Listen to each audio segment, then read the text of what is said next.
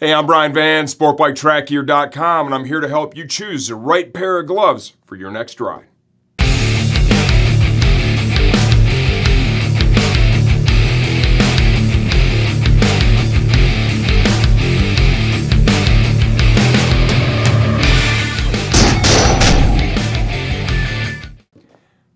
Okay, so this is a part of a series that we've been doing where I'm giving a broad overview of certain gear categories, primarily trying to help newer, maybe less experienced riders choose the right stuff the first time.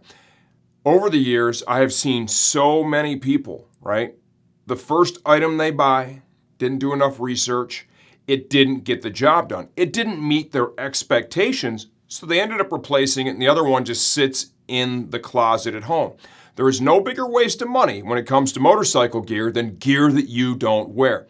So the purpose of this video is to take all that I've learned over the last 15 years owning this company and the many more years that I've ridden and help you choose the right pair of gloves. Okay, when you go to the glove category on our website, it becomes very clear immediately. There is a multitude of choices. You're swimming in a sea of gloves right out of the gate. So I've got a couple of basic questions, right, that you want to answer first before you really dive in and start shopping. One, what type of riding do you plan on doing? Are you riding on the street or are you riding on the racetrack? What conditions will you ride in? Are you a fair weather only rider, or do you want to ride in all the conditions?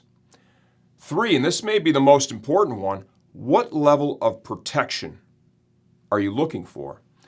And then, of course, number four is the ever-important budget. If you're a street rider that rides in varying conditions, the reality there, and this is pretty similar to a jacket, right, is it's really hard to get that done well with only one pair. If you're going to go from blistering hot sport rides on your favorite twisty road all the way down to I'm riding in 40 degrees and it might rain, you're not going to have the same experience in the same pair of gloves. So odds are you're going to need two different pair to get that done. In this video, we're going to focus on full gauntlet gloves and short gloves and help you choose the most appropriate pair for your next ride. Okay, so let's start off like this.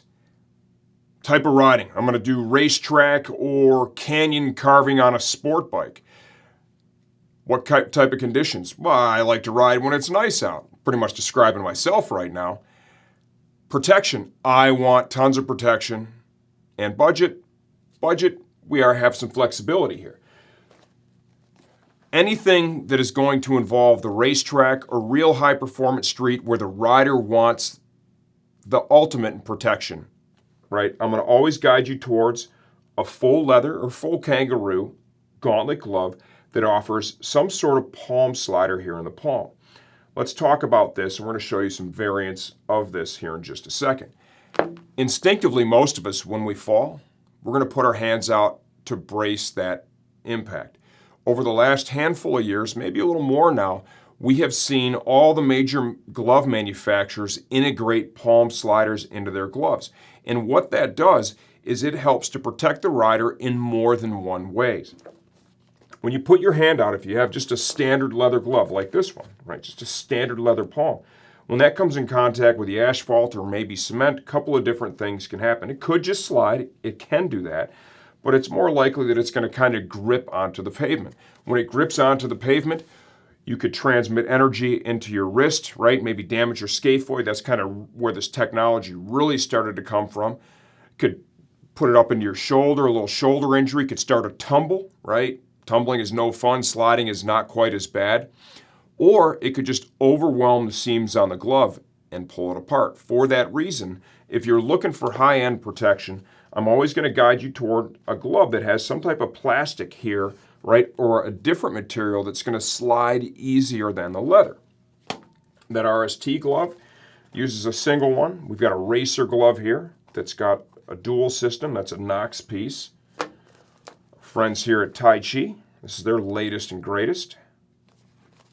And then another variant is going to be the Heroic glove right here.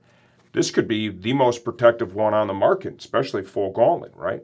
Todd is using Stingray in the palm and in different strategic areas on this glove. Stingray is, I think, one of the most, if not the most, naturally abrasion-resistant hides, right, that still offers some degree, right, of flexibility, maybe even a little more so than that plastics. This is a really creative piece, right? This particular glove is one of the more robust and thicker on the markets and could be the most protective single gauntlet glove out there. You just trade off a little feel for it. Okay, so that is going to really cover the high-end street, the racing category. Some might say, especially if you're a newer rider, well, what's the difference? This is a full gauntlet glove. It's all leather. I've got a nice, look at that, it's carbon fiber, man. That's like Formula One right there. Well, it's less robust. You can clearly see that. Here's the same brand, okay? They're both RST gloves. You can see this material is a little thinner, right? The overlay is smaller, right, in that area. It is lacking the palm slider. At the end of the day, while this is going to offer a reasonable measure of abrasion resistance, right, it's going to wear a lot lighter than that. It's just simply not as protective. I would not wear a glove like this on the racetrack. I would use it on the street while understanding I'm just not going to enjoy the same level of protection that I'm going to get from some of the other gloves that we've shown you here. Okay, now let's move on to the insulated and waterproof stuff. This is the stuff that I don't want to ride in, right? Because I like to ride when it's nice out. Most of these gloves are going to be textile framed. Okay, there are some exceptions to that rule, very few, but some. Most of them are going to be textile framed. They're going to be a little thicker, right? It's important to note that even though when it comes to impact and abrasion resistance, right, this is not going to be as good as one of these other gloves over here, clearly. Think about it in these terms. If you're one of those riders who likes to ride very early season when it's cooler out, right, or later season when it's cooler out, trying to extend that season as far as you can, if you try and get that done in the same pair of gloves that you would ride around when it's 90 degrees, right, when your hands get cold, they lose dexterity. When you lose dexterity, you lose the ability to control the machine properly. Loss of control equals loss of safety. There could be arguments made that this, right, used in the proper conditions, is going to offer a higher level of safety just because you have more control, right, than you would with the race gloves.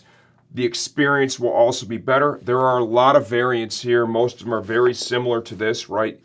The price points, if it's a non-Gore-Tex membrane, right, they're a little more affordable. You lose some breathability there, right? You can still get good levels of insulation there to keep your hands warm. They'll still be waterproof. This is the category where, I hate to admit this, I probably have the least amount of experience, but I think I've made a couple of good points. We're going to take a dive into the short street gloves now. This is the area where I really think I have some solid advice to help the newer riders out. The gloves that you see here on the table, and they all look pretty similar, right? They got some knuckle protection to them, right? They should all be pretty close. Well, that couldn't be further from the truth. The level of protection offered between this and that and everything in between is really substantial. It could be multiples better, right, as we move all the way from the right all the way to the left. And it's important that you know that before you pull the trigger on them. When I look at gloves like this one here, right? You can see even the way it sits on the table, how it sits so flat. It's not very robust in nature. So what kind of protection can I expect from this? What is this going to do for me? Well, what this is going to do, it's going to be super comfortable. It's going to wear very light. It's going to flow a ton of air and work to keep your hands dry and comfortable. That's fantastic, right? What it's not going to do is offer a lot of impact and or abrasion resistance. Gloves like this do not do very well in crashes, especially if you put your hands out. It's important that you know that. For that reason, if you say protection is on the top of your list, but you want to ride on the street and you don't want to commit to a full gauntlet glove, I am going to encourage you to look at gloves like this RST example we're showing you here. It's important to note every brand that we have is going to have an example with features like this, the same style of construction. Okay, this is not the only one. This has the palm slider just like we showed you with their race glove. Very robust design.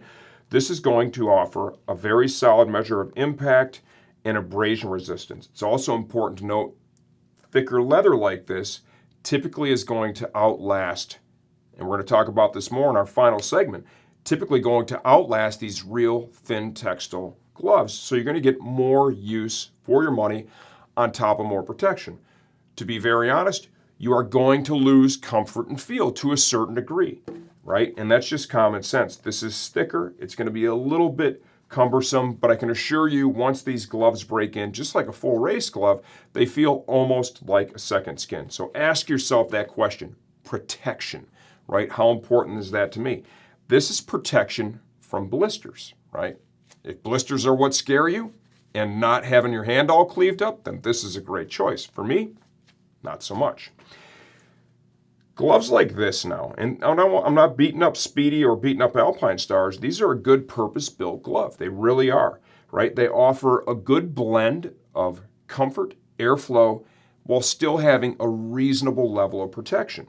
With that said, it can get confusing real quick, especially you look here, you got carbon fiber, Formula One, we've got leather. We've got some leather here in the palm.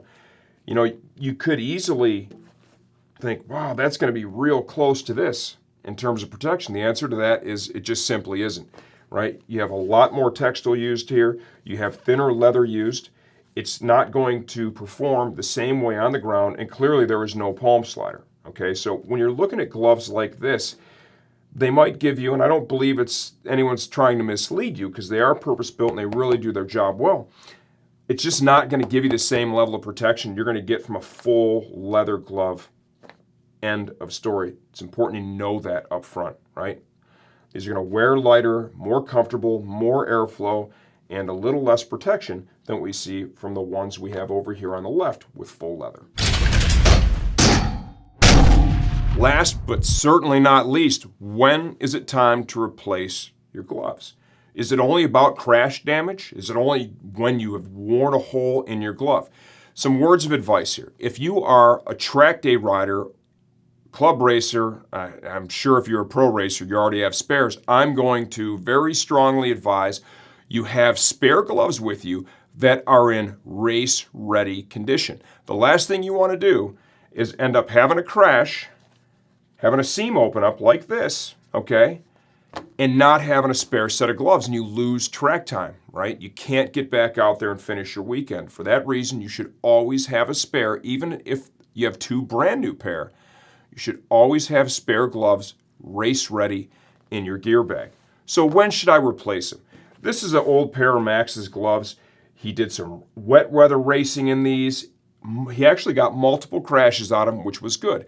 After every crash, they should be inspected. Actually, almost after every time you take them off, you should take just a real quick look at them to see what type of condition are they in. This one was pretty simple on that finger, but this other finger here, right, you can see it's just starting to lift off there. Here's another great telltale sign of shouldn't be wearing them anymore, right? Here in the palm, the stitching has begun to let loose, and that second layer that we have in there around the palm slider is starting to lift off. These gloves were crashed up pretty good. You can see the palm slider wear right there, if you want to zoom in on that. Right, imagine, that's plastic. Imagine if that was leather, and that's worn down pretty damn good. He had a big wreck in these. Right there. So this one's easy to determine. You don't want to ride in this anymore. The risk factor is way too high. Here's an old pair of held gloves that I had, and I did a fair measure of riding in these. Here's what I want to direct it towards. You can see this, okay? That is sweat. There's a lot of salt in your sweat. It gets in the natural hide. Right, we're going to talk about washing gloves. We're going to do a completely separate video on that. I don't know how worthwhile washing gloves actually is. I think you're almost better off just to replace them when the time is right, as long as you care for them correctly. But you look here, this feels soft and supple. Here in the area where they had been getting sweaty, oh, that doesn't feel soft and supple anymore. That's downright crunchy, right? That's like stale potato chip crunchy right there. Same thing in the fingertips, but there are no seams damaged in this glove. I've seen so many riders at the racetrack over the years that are still riding in stuff just like this, and they expect that it's going to do well in the event of a crash. When you get hide that has been affected like this, it's dried and it's crunchy, right? The stitching is dried and crunchy. You put that on the ground and expect it to manage abrasion, it just simply won't perform even close to a pair of gloves that is in good condition. This pair of gloves should not be ridden in any longer. Once they start to look and feel like that, it is time to replace them, unless you don't care about having your hands damaged. And I can assure you there's a lot of nerve endings in your fingers. The last thing you want to do is be dragging naked digits across asphalt. Nobody wants that. Trust me.